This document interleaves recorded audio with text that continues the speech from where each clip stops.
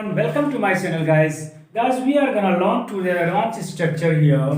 एक बात को पकड़कर बैठ जाना। जी हाँ, एक बात को अगर पकड़ के कोई बैठ जाता है या किसी एक बात के पीछे ही पड़ जाता है तो आप समझ सकते हैं कि ये सेंस कब आता होगा। जैसे मान के चलिए कि आपने कोई गलती की, आपसे कोई मिस्टेक हो गया, तो अब कोई उसी बात को बार बार रिपीट करता है कि तुमने ये किया ये किया ये किया, यानी उस बात को पकड़ के बैठ जाता है। या फिर आपने किसी को कुछ बोल दिया, अब उसको हर्ट हो गया, अब वो एक बात को पकड़ के सारी उम्र आपको बार बार टॉर्चर करता है, तो उसको कहते हैं कि एक बात को पकड़कर बैठ जाना या एक बात के पीछे पड़ जाना। तो गाइस दोनों का मतलब एक ही है, या बात को पकड़ के बैठ जाना या एक बात के पीछे पड़ जाना। अब मुझे आप ये बताइए कि अगर आपके यहाँ पर एडवांस स्ट्रक्चर नहीं लिखा होता, इंग्लिश नहीं लिखा होता, तो आप इस हिंदी को कैसे ट्रांसलेट करते? जाहिर सी बात है कि आप वर्ड टू वर्ड ट्रांसलेशन करते, एक एक वर्ड का स्पेलिंग ढूंढते, मीनिंग ढूंढते। तो एक बात को पकड़ के बैठ जाना, तो एक के लिए वन, बात के लिए थिंग लगा सकते थे, को के लिए कुछ आप टू या ऑफ लगाएंगे, पकड़ने को आप कैच लगाएंगे, और बैठ जाना के लिए क्या करेंगे? सिट और गो, ऐसे आप करेंगे। जब आप लर्नर है तो मैं बात कर रहा हूं, जब आपको नॉलेज नहीं है तो आप सेंस को डेवलप नहीं कर पा रहे हैं, सेंस का यूज नहीं कर पा रहे हैं, तो आप कुछ इस तरह से फंस जाते हैं सेंटेंस को बनाते समय। लेकिन मैं आपको बार बार कहता हूं कि सेंस के मूड को समझिए, सेंटेंस के सेंस को समझिए कि कहना क्या चाह रहा है। अब कोई बात ऐसी चीज है जिसको ऐसे आदमी पकड़ के और बैठ गया चुपचाप, इस तरह का सेंस नहीं कहना चाह रहा है, बल्कि ये बातों को ये कहना चाहता है कि आदमी एक ही चीज पे अटक जाता है जाके, फिर उससे आगे कुछ करता ही नहीं है। तो इस सेंस में हमने यहाँ पे लिखा है गेट स्टक। स्टक का मतलब होता है फंस जाना, अटक जाना, वहीं पे रुक जाना, ठीक है। तो get stuck on one thing, एक बात पर अटक जाना। आप इसका हिंदी में आप ये भी चाहे कि वो एक ही बात पे जाके अटक जाता है, उसके आगे बात ही नहीं करता है, बार बार यही कहता है कि मैंने चोरी किया, मैंने चोरी किया, मैंने इसी बात पे आके अटक जाता है, या इस बात के पीछे पड़ जाता है, या फिर एक बात को पकड़कर बैठ जाता है। I hope that you have got my point, what do I want to say here. So guys, आपको पता चल गया कि मैं क्या कहना चाहता हूँ। गेट स्टक का मतलब मैंने यहाँ पे क्यों लिखा है। मैंने ना तो यहाँ पकड़ने का लिखा है, ना बैठने का, ना जाना का, कुछ भी नहीं लिखा है। मैंने सिर्फ लिखा है गेट स्टक, यही तो होता है advance structure, and this is the beauty of English. आप कह सकते हैं कि यही क्या है, अंग्रेजी की खूबसूरती है, कि होता कुछ और है हिंदी में, इंग्लिश में बनता कुछ और है।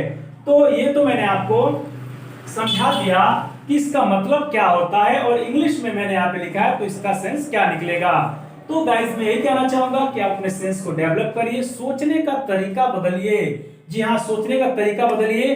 एक कोई आपको सेंटेंस बोलता है, उसका दूसरे तरीके से खुद ट्रांसलेट करिए, पहले हिंदी में, यानी उसको इजी बनाइए। जो आपको वर्ड आते हैं उस वर्ड पे उसको लाइए, ताकि दोनों का मीनिंग सेम रहे और आपका काम भी हो जाए, आप इंग्लिश में भी ट्रांसलेट कर सके।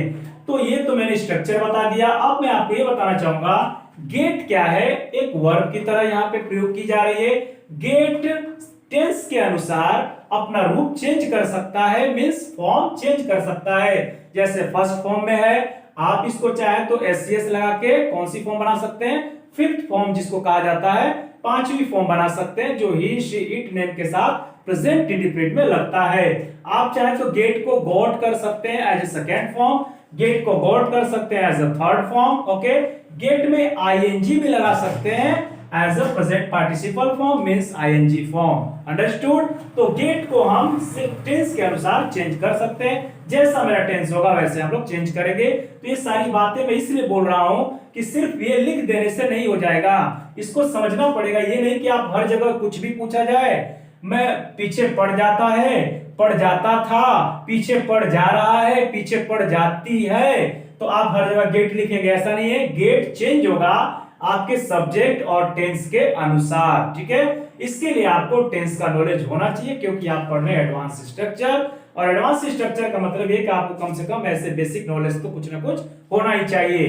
तो आइए सेंटेंस स्टार्ट करते हैं। पहला मैंने सेंटेंस लिखा है, तुम क्यों एक बात को पकड़कर बैठ जाती हो। जी हाँ, अक्सर होता है लड़कियों में, क्या होता है कि एक अगर आप चीजें पकड़ ली तो उसके पीछे पड़ जाएंगी, उसी को पढ़ के बैठ जाएंगी। जब भी कुछ बात होगा तो वो कुछ और नहीं बोलेंगी, सारे मैटर में उसी बात को लाकर बार बार बोलती हैं, यानी एक बात को पकड़ के बैठ जाती है, यानी एक ही बात पे अटक जाती है, मींस एक ही बात के पीछे पड़ जाती है, ऐसा आप समझिए।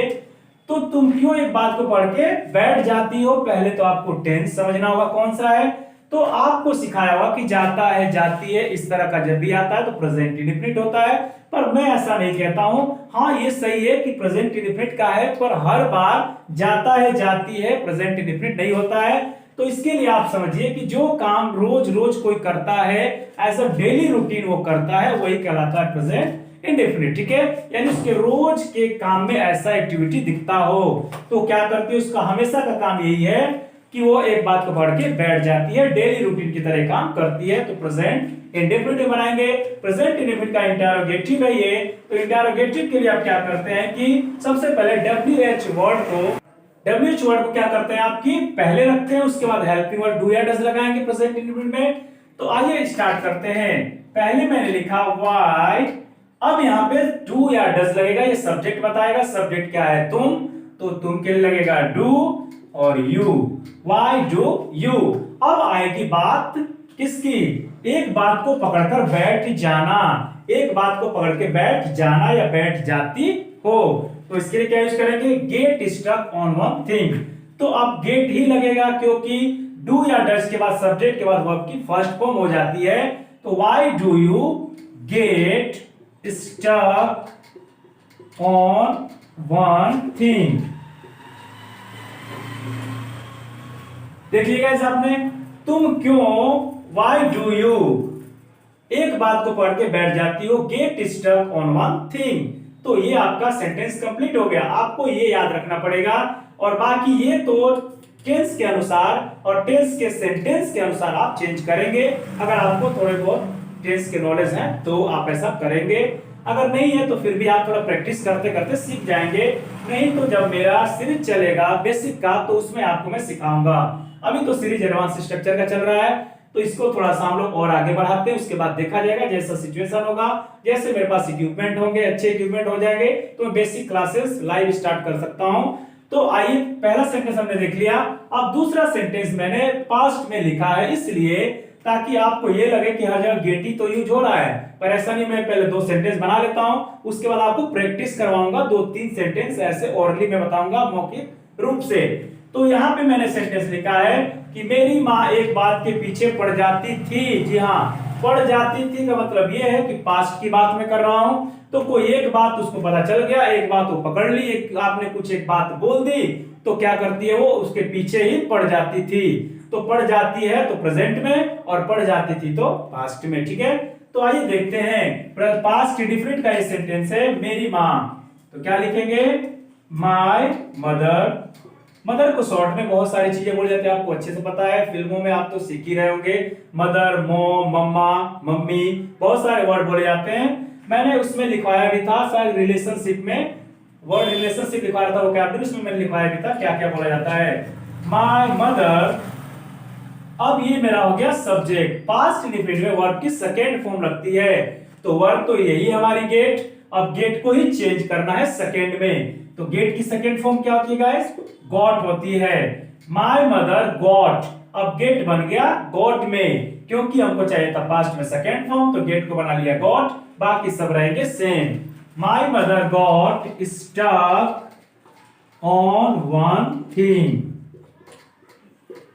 My mother got stuck on one thing. मेरी माँ एक बात के पीछे पड़ जाती थी, या एक बात को पकड़ के बैठ जाती थी, या एक ही बात पे रुक जाती थी, अटक जाती थी, जो भी आप सेंस में सारी बातें कह सकते हैं। इंग्लिश में आपका get stuck on one thing का यूज करेंगे। ठीक है गाइस, तो ये तो मैंने 2 सेंटेंसेस आपको रिटन में लिखे हैं बोर्ड पे। अब मैं आपसे पूछता हूं कि अगर कोई आपसे ये कहता है कि यार एक बात के पीछे मत पड़ो, कई बार होता है ना कि अब एक ही बात को पकड़ लेते उसी के पीछे पड़े रहते हैं, अपना सारा काम धाम छोड़ देते हैं। तो कोई आपको सजेस्ट करता है कि यार एक बात के पीछे मत पड़ा करो, मत पढ़ो, मत पढ़ना, ठीक है ना। तो इसको क्या बोलेंगे? डोंट से स्टार्ट करते, डोंट, उसके बाद आएगा get stuck on one thing. क्या मैंने कहा? Don't get stuck on one thing. आगे मैंने डोंट का यूज कर दिया। ठीक है, तो इस तरह से आपने किया। और एक बात के पीछे क्यों पड़ रहे हो? तुम एक बात के पीछे क्यों पड़ रहे हो? रहे हो मींस कंटिन्यू की बात कर रहे हैं, कंटिन्यूटी है इस सेंटेंस में, तो किसका यूज करेंगे? प्रेजेंट कंटिन्यूअस का। Why are you? Why are you? आप पढ़ रहे हो तो वर्ब में लगता है आईएनजी फॉर्म, तो गेटिंग हो जाएगा। क्या हो जाएगा? गेटिंग। तो GETTING। Why are you getting stuck on one thing? Why are you getting stuck on one thing? तो ये दोनों सेंटेंस मैंने बताए, और भी आप बहुत सारे सेंटेंस बना सकते हैं। तो इन दोनों सेंटेंस को भी नोट कर लीजिएगा ओरली सुनकर। अगर आपको नहीं समझ में आएगा तो एक बार फिर से पीछे करके बैक करके फिर से देख लीजिएगा। आपको अच्छे से समझ के लिखना है, पढ़ना है, ना कि फॉर्मेलिटी करना है। आप अच्छे से पढ़िए, नोट्स बनाइए, प्रैक्टिस करिए। मुझसे भी अगर आपको हेल्प चाहिए तो आप मुझसे भी पूछ सकते हैं कमेंट में या जैसे भी आपको। ठीक है गाइस, तो मिलते हैं ऐसे एडवांस स्ट्रक्चर के साथ नेक्स्ट वीडियो में। तब तक के लिए देखने के लिए शुक्रिया। Thanks for watching my video again. Till then take care, God bless you.